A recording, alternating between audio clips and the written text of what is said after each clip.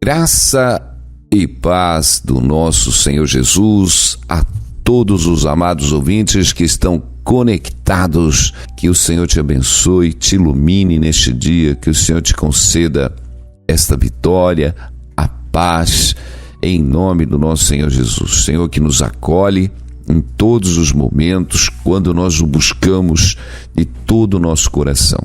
E precisamos buscar o Senhor, porque vivemos nesta graça de Deus, esta graça, aleluia, essa graça que nos é dada, esse favor imerecido para nós vivermos com o Senhor em comunhão. Precisamos estar vivendo em comunhão, a verdadeira graça. As pessoas confundem a graça, meus irmãos, achando que a graça ela pode suportar toda a libertinagem. Não, meus irmãos. A graça é exatamente para nos salvar do pecado do qual nós não poderíamos ser livres, meus irmãos. O pecado da morte. E o Senhor nos concede esta graça, este perdão para nos reconciliarmos com Ele. Quer dizer, o pecado que era irreconciliável, no qual nós estávamos destituídos da glória de Deus, e por esta graça, meus irmãos, que o Senhor nos dá, por esse favor imerecido que o Senhor nos dá, meus irmãos, para vivermos para Ele. Esta graça perdoa os nossos pecados, meus irmãos, para nós nos convertermos dos maus caminhos e para andarmos na presença de Deus. Essa é a graça. Aleluia. Quando nós vamos lá no livro de Efésios 5, nós vamos ver que o Senhor diz que nenhum devasso, ou impuro, ou avarento, ou que é idólatra, tem herança do reino de Deus. Ninguém vos engane com palavras vãs, porque por essas coisas vem a ira de Deus sobre os filhos da desobediência. Portanto, não sejais participantes com eles. Nós estamos falando do Novo Testamento aqui, Testamento que traz a graça do Senhor Jesus. O apóstolo Paulo aqui está chamando a atenção para que nós realmente não tenhamos parte com aquele que se diz irmãos, mas ainda está no mundo devasso, vivendo na impureza, um mundo cheio de avareza, idolatria, que nenhum devasso, ou impuro, ou avarento, ou qual é idólatra, tem herança no reino de Deus. A idolatria, meus irmãos, é tudo aquilo que nós colocamos acima de Deus, meus irmãos. Colocamos a nossa confiança.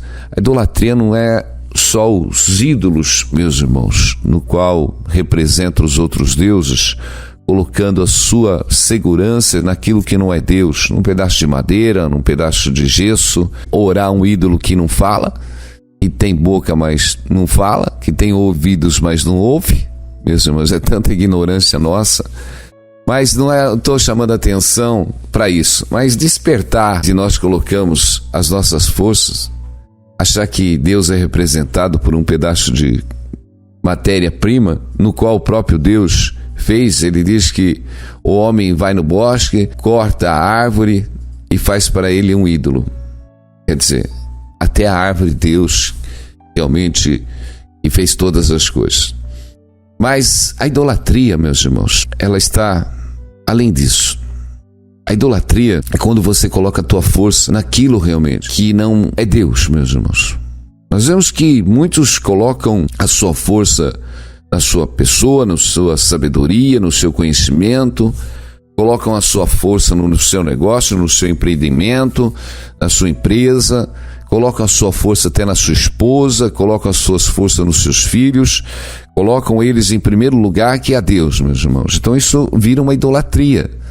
É uma idolatria, meus irmãos. Então a idolatria, você idolatra muito mais os seus bens do que a Deus. A idolatria, ela é maligna. Então uma pessoa às vezes ela compra uma casa de campo, de praia, ou mesmo a sua casa, e fica idolatrando, meus irmãos. E nós precisamos tomar cuidado, porque tudo isso nos tira da presença de Deus. E nós precisamos vigiar em todo momento, porque estamos sendo roubados, não estamos vigiando e não estamos dando atenção devida ao conhecimento de Deus. Precisamos andar na presença do Senhor. Jesus, ele veio trazer a mensagem do Evangelho, no qual ele diz: Jerusalém, Jerusalém, que mata os profetas e apedreja os que te são enviados. Quantas vezes quis eu ajuntar os teus filhos como a galinha ajunta os seus pintinhos debaixo das asas, e tu não quiseste. Mateus 23. Na verdade, Jesus estava enviando os seus discípulos às cidades para evangelizar e pregar o reino dos céus. Mas Jesus estava chamando a atenção de Jerusalém. Nós vemos que Jesus, ele estava dando um exemplo que Deus já tinha mandado seus profetas desde os tempos antigos para corrigir o povo de Israel, para corrigir os judeus, mas eles não queriam correção. Eles estavam ali matando os profetas, apedrejando os que eram enviados. Eles não queriam escutar a correção, meus irmãos. E Jesus dizia que Deus queria juntar eles como uma galinha ajunta ali os seus pintinhos debaixo das suas asas. Nós vemos que quando uma galinha realmente, depois que ela choca, que ela tem os pintinhos, a proteção que ela dá, meus irmãos, é tremendo. Quem tem criação, quem vive, quem já viu, então você tenta às vezes pegar um pintinho, a galinha vem para cima, porque ela defende, ela guarda, mas os judeus não queriam. Nós, quando olhamos essas passagens, nós ficamos assim meio indagnados. Um povo cego, um povo que não enxergava a ação de Deus para salvá-los. Quando a gente olha, fala, esse povo realmente crucificou Jesus, o Messias, estava ali fazendo um milagre, esse povo não reconheceu. Mas Jesus chama atenção. Ele diz, mas de qualquer cidade que entrares e vos não receber, saindo por suas ruas, dizei, até o pó da vossa cidade se nos pegou, sacudimo-do sobre vós. Sabei com tudo isso, que já o reino de Deus é chegado a vós.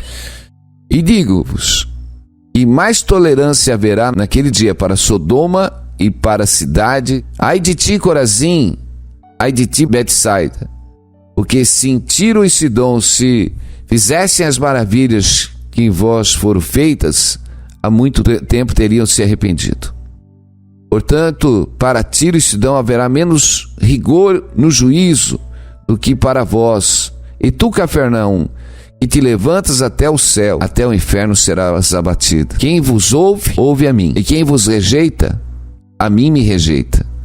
E quem a mim me rejeita, rejeita aquele que me enviou. Nós vemos que Jesus estava mandando os seus discípulos pregarem o evangelho e dizendo que aqueles que não vos receberem, saindo das suas ruas, era para sacudir até o pó da cidade, para que não se apegasse. Amém? Mas ele estava dizendo que já era chegado o reino dos céus. Jesus estava fazendo os sinais e milagres ali em Corazim, em Betsaida. Ele estava fazendo ali os milagres em Cafarnaum. Mas aquele povo não estava se arrependendo. Aquele povo exatamente não percebia que o Messias, que os sinais, os milagres, a palavra de Deus estava sendo pregada, o reino de Deus tinha chegado, mas esse povo realmente estava obscurecido pelas suas razões religiosas, pelos seus entendimentos. Meus irmãos, e nós estamos vivendo o mesmo tempo. Deus fala de todas as maneiras, meus irmãos. Todas as maneiras Deus fala dia e noite. É mensagem de Deus. Só que as mensagens que estão chegando para muitos, meus irmãos, eles têm dispensado. Olha, nós mandamos mensagens aqui para milhares de pessoas. Milhares, tá? Esse trabalho nosso alcança milhares de pessoas. Milhares, eu estou falando de milhares de pessoas todos os dias. Não é 1 milhar, 2 milhares, são milhares, meu irmão, todos os dias. E eu digo, quem que está tentando a mensagem que Deus está enviando? Para muitos, nós somos até uma pedra de tropeço, importuna. Toda hora uma mensagem aqui no meu celular, não aguento mais essa mensagem, meu celular já está carregado, não aguento mais, eu abro meu e-mail lá, só vem esse pessoal aí falar, parece tudo santo, eu tenho que andar do meu jeito, não do jeito que eles querem. É isso que Israel, era isso que os judeus estavam fazendo. E continua, meus irmãos. Eu digo, ainda que a gente pregue para milhões de pessoas, meus irmãos, e se 2 ou 3 realmente estiverem ouvindo a palavra e se converterem, nós não perdemos o nosso galardão, meus irmãos, não perdemos o nosso galardão. ainda que a gente seja jogado, ainda que a gente seja maltratado, não importa. Aqueles profetas que o Senhor enviou e foram mortos e apedrejados, eles não perderam o seu galardão. Não perderam. Meus irmãos, as pessoas acham que realmente pregar o evangelho às vezes é viver cheio de flores. Não, o evangelho é um evangelho realmente que os espinhos nos espinha, meu irmão. Porque o evangelho é um evangelho de salvação, um evangelho de bênção, um evangelho de paz, um evangelho de vida. Mas os espinhos, meus irmãos, as pessoas realmente na dureza dos seus corações, na resistência do seu coração, na obstinação do seu coração, na teimosia, meus irmãos, eles não querem transformar os seus caminhos. Estava ali Jesus, meus irmãos. Jesus, se o Messias, o Filho de Deus, que realmente foi desprezado, foi humilhado, morto, crucificado, meus irmãos, pelos próprios judeus, porque quem condenou realmente Jesus foi os judeus.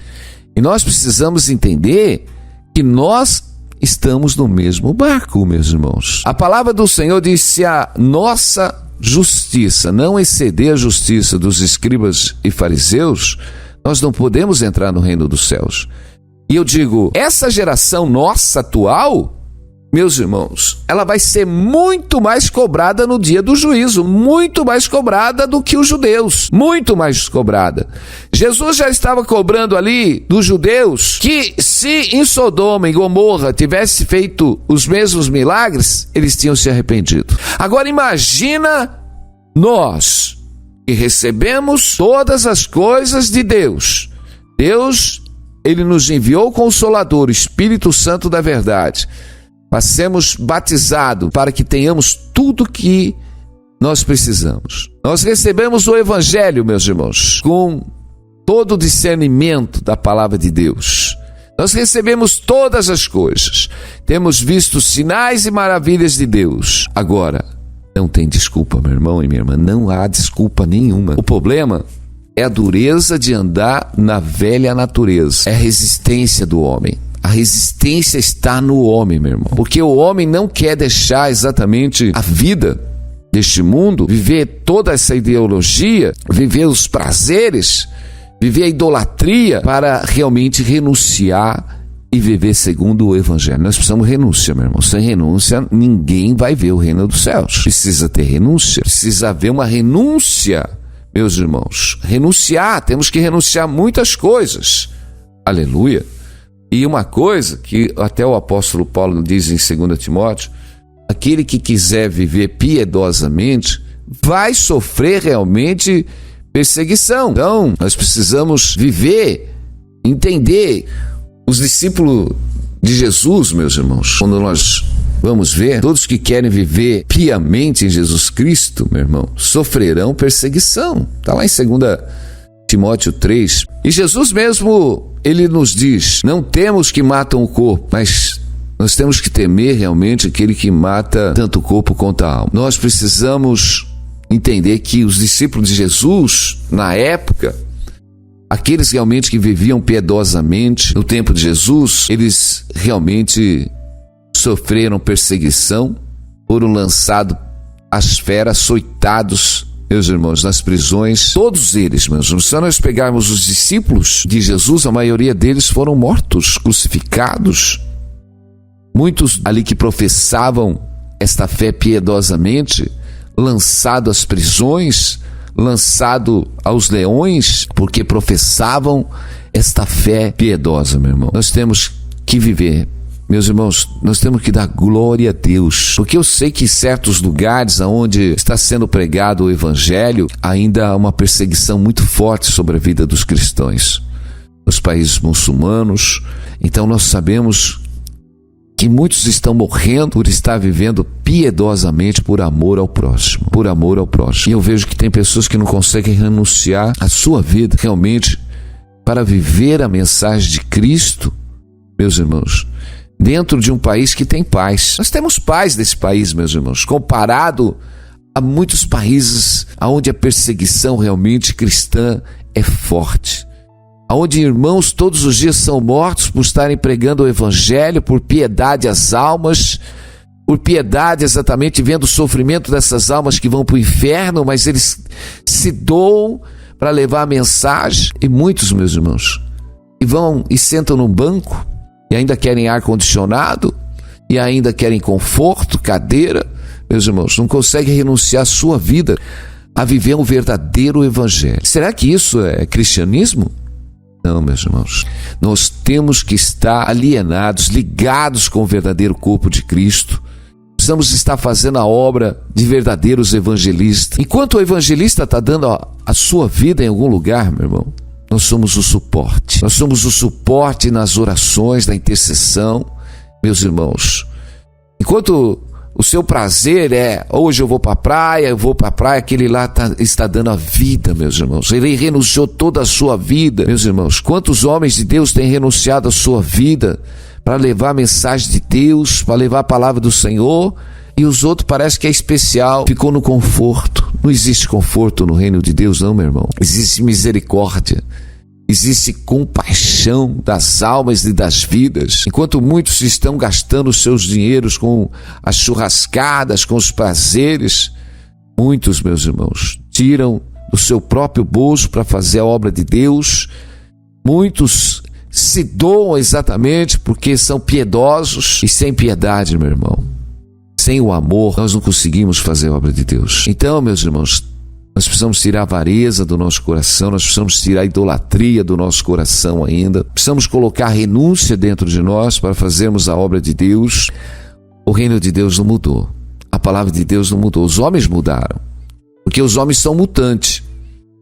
O problema é que os homens evoluem, eles acham que evoluem no mundo moderno, e eles querem fazer Deus também mudar.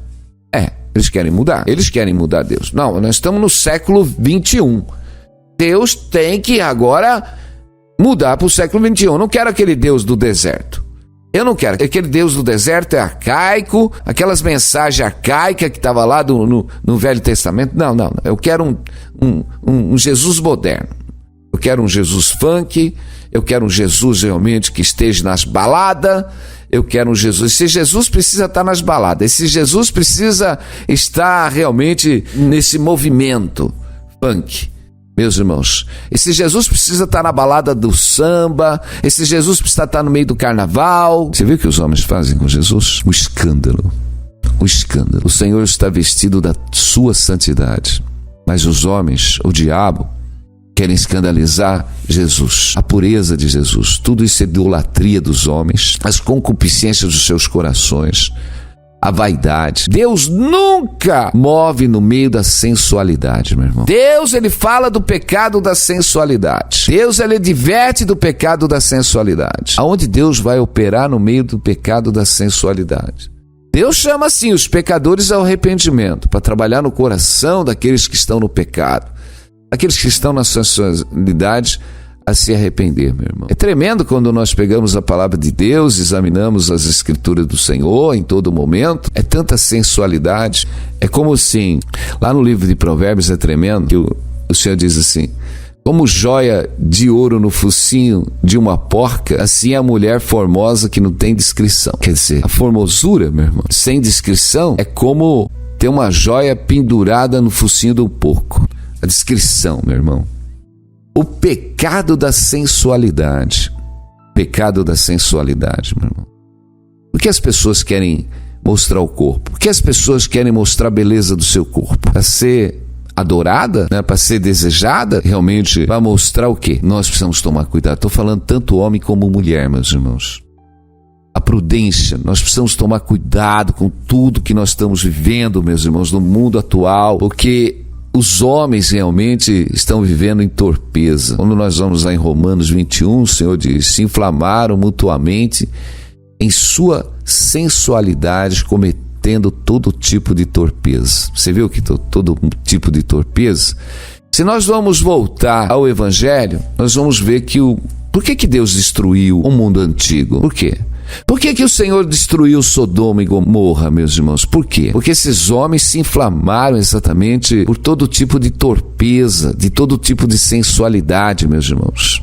É onde o pecado trabalha. no desejo da carne, meus irmãos. Todos nós temos esse desejo, mas realmente ele tem que ser puro. Ele tem que ser puro, meus irmãos. E nós precisamos não deixar nos levar exatamente, porque há uma tentação na carne do homem. Então nós precisamos tomar cuidado. Não estou falando de usos e costumes aqui não, meu irmão. Eu estou falando exatamente de nós termos pudor. Pudor. Nós precisamos ter pudor, porque a sensualidade, diz a palavra, e o vinho e o mosto tiram o entendimento. Quer dizer, quando você realmente toma muito vinho ou toma alguma bebida alcoólica, ele vai tirar o teu entendimento. É onde que eu falo. Deus criou o homem para ficar lúcido. O Senhor diz, seja lúcido, vigie em todo momento. Você tem que estar lúcido. Sabe o que é lucidez? Então, o que tira a lucidez do homem? O escárnio tira a lucidez do homem, porque ele começa a viver numa brincadeira. Ele começa a viver numa fantasia, meus irmãos. Ele escarnece, ele sai fora, ele viaja. O Senhor diz para a gente vigiar, ser lúcido. Então uma pessoa embriagada, seja ela de droga ou seja ela realmente de qualquer coisa, meu irmão. Você vê que hoje as pessoas estão até se drogando para dormir, né? Se drogando para dormir. Nós não podemos se drogar para dormir não, meu irmão. Ah, eu não estou conseguindo dormir, pastor. Vai orar, você vai ver. Bota o teu joelho no chão, ora. Meus irmãos, eu não consigo. Eu começo a estudar a palavra de Deus, eu começo a meditar, eu vou até onde dá, chega a hora que dá um sono, aí eu apago, amém? Apago. Agora você não consegue dormir, vai estudar a palavra de Deus até você ficar cansado. Você vai ver que você cansa rapidinho. Cansa rapidinho. Se for para você ficar fazendo as coisas do mundo, você passa a madrugada. Mas se for para você estudar a palavra de Deus, você vai ver. Você vai ver rapidinho. Meus irmãos, o diabo, realmente, ele acaba saindo, você dorme. Enquanto o diabo está agitando. Então, o vinho, meu irmão, ele tira a lucidez. Por isso que o Senhor diz que os bêbados não herdarão o reino dos céus. Por quê? Porque, na verdade, quando a pessoa se embriaga, ela realmente abre a brecha para o diabo, ela sai fora da sua seriedade. Meu irmão, o diabo entra e vai realmente fazer um estrago. Você vê que as pessoas bêbadas, descontroladas, elas têm ação realmente que se elas estivessem lúcidas, elas não fariam. Então, a sensualidade, a Bíblia está falando, a sensualidade e o vinho tiram o entendimento. Meus irmãos, as pessoas ficam bêbadas, meus irmãos, na sensualidade. Aí uma jovem ali coloca uma roupa realmente que atrai, que desperta ali o prazer, meus irmãos, o prazer. Aí o desejo. Aí nós vemos o pecado exatamente que ela está cometendo, atraindo as pessoas a desejarem. Há um mau pecado aí. Um mau pecado. Quer dizer, se a palavra diz que se nós fazemos alguma coisa que faz os nossos irmãos pecarem, não é para nós fazermos. Se comer carne de porco realmente escandaliza o teu irmão, não vou comer carne de porco. Entendeu? Quer dizer, eu preciso evitar as coisas para não trazer realmente o escândalo. Eu tenho que preservar a vida do meu irmão. Eu tenho que preservar a vida do meu irmão. Se eu estou fazendo alguma coisa que eu vou escandalizar o meu irmão, não vou fazer, meu irmão. Eu não vou fazer. Porque às vezes as pessoas ainda estão fracas espiritualmente, sem discernimento. Outras pessoas, às vezes, realmente vão dar um testemunho. Tem aqueles irmãos humildes dentro da igreja. Os irmãos estão tão humildes dentro da igreja, lutando para comer o pão do dia a dia, orando a Deus. E aí vem uns lá dando testemunho. Olha, Deus me deu carro, Deus me deu isso. Meus irmãos, você alvoroça os sentimentos no coração, a fraqueza. Quantas situações, temos que glorificar o Senhor, temos que contar o testemunho, mas com sabedoria, aleluia. Eu creio que muitas formas de dar testemunho, mostrar exatamente, até para aqueles que são pequenos, se eles crerem, tudo é possível que eles creem, amém? Nós precisamos levar, aleluia, não que seja errado, mas tudo com sabedoria, meus irmãos. A palavra de Deus, ela nos cobra, meus irmãos. E a mulher, ela use traje decente, que elas realmente se vista com modéstia, que elas tenham pudor.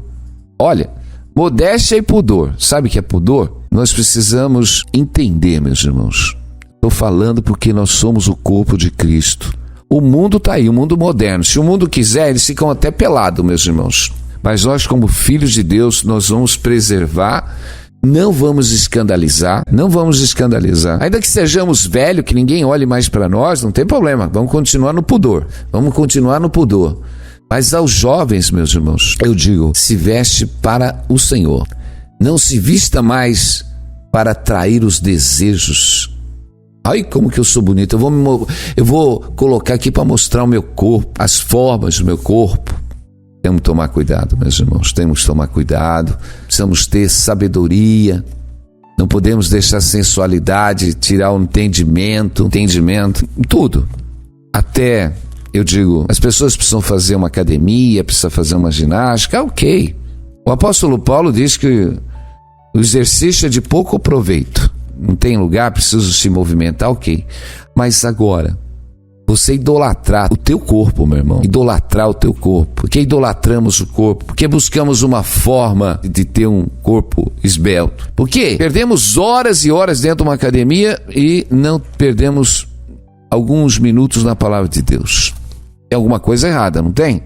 É tempo de vigiar. É tempo de vigiar. Tem pessoas que não gostam da minha mensagem porque realmente eu bato de frente. Então eles tentam justificar de todas e qualquer maneira.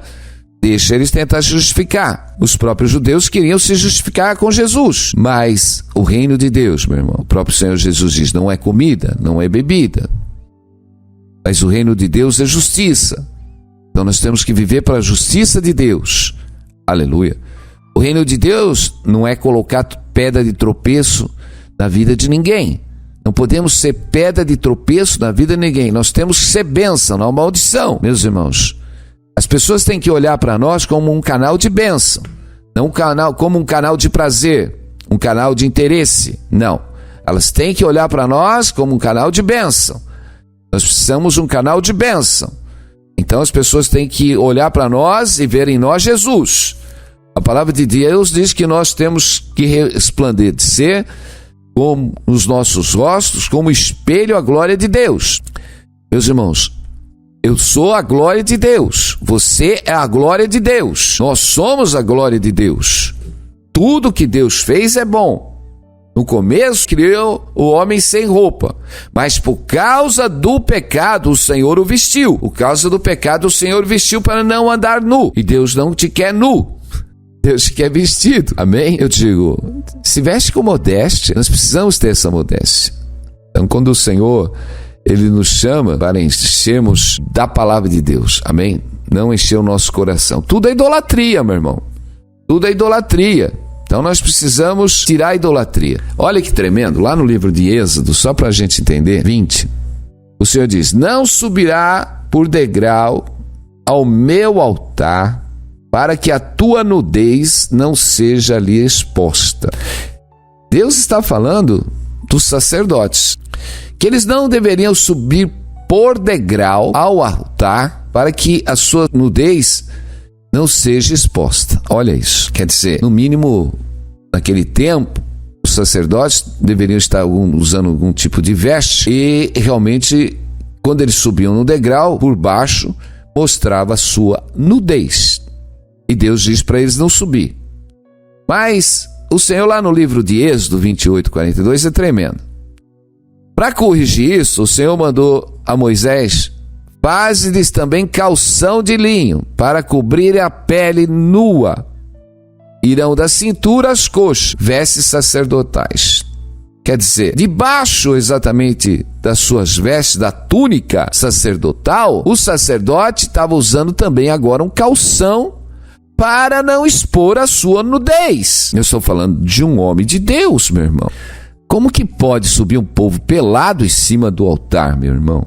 De Deus. Nós precisamos estar, primeiro, revestido da palavra de Deus. Aleluia. Olha, Deus ele pode falar de toda maneira, de todo jeito, de todas as circunstâncias. Amém? Deus pode ter usado. Nós pegamos o profeta Isaías. Ele ficou nu por alguns anos sobre a terra, fazendo esta ação contra o pecado dos judeus, mas isso não quer nos dizer que nós temos que andar pelado. Nós Não podemos pegar algumas situações da palavra de Deus porque, lá está escrito e eu vou fazer. Não, meus irmãos. Não é por aí. Nós precisamos vigiar em todo o tempo. Aleluia. Nós temos que ficar no mandamento. Nós temos que ficar no mandamento. Não podemos sair do mandamento. Porque o pastor, a filha do pastor anda de qualquer jeito. O pastor pode andar de qualquer jeito, a filha do pastor de qualquer jeito. Mas eu não, eu vou andar na palavra de Deus. Eu vou andar na palavra de Deus. Porque hoje a maior desculpa que eu pego é falando assim, a filha do pastor também está fazendo. Isso é o maior argumento. O maior argumento é esse. A filha do pastor, o filho do pastor está fazendo. Eu já peguei um monte disso. Porque lá o filho do pastor também faz, a filha do pastor também faz, a mulher do pastor também faz. Isso é difícil, né, meu irmão? Precisamos tomar cuidado com a sensualidade. Porque o evangelho tem escandalizado muito, muito, muito, muito. Escandalizado. E a gente tem visto que a sensualidade abate. Já contei e vou contar aqui um testemunho que eu estava pregando lá na Vila Real, em Portugal, na divisa com a Espanha, no ano de 2009. E foi tremendo, meus irmãos, que no dia que eu fui pregar, foi um poder tão grande, porque naquele dia veio também alguns ciganos, e os ciganos são realmente repudiados ali pelos portugueses, até pelos espanhóis, porque é um povo realmente que traz um escândalo, tem assim maus costumes. Mas foi tremendo que aquela igreja estava lotada naquele dia e tinha um casal de brasileiros cheio de unção realmente do poder de Deus que estava dirigindo aquela igreja. Eu falei, glória a Deus. E foi tremendo, meus irmãos, que a gente pregou, estava pregando no meio daquela igreja, aquela mensagem poderosa de Deus. E começou um batismo no meio da igreja. Deus começou a batizar aqueles ciganos ali, aquele povo tudo falando em língua. Desceu um poder realmente, Deus ali movendo na cura. Meus irmãos, foi tremendo. Foi do começo ao fim do final do culto. Aquela unção, aqueles jovens realmente louvando na unção de Deus.